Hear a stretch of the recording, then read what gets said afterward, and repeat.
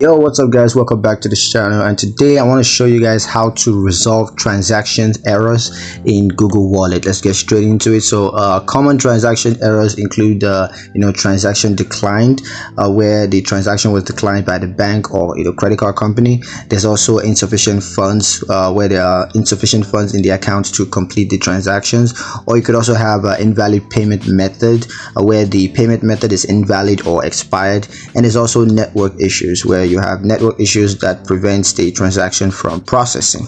Now, so how to resolve these transactional errors? The first thing to do is to open the Google Wallet app on your Android device. Now tap the transactions tab to view your transaction history, and then just select the transaction with an error to view its details, and then tap retry or resolve issue to attempt to resolve the error. Now, a couple of additional tips I got for you guys. First is to check the Google Wallet status page for any known issues or maintenances, and that can just help you to resolve that without needing to do too much.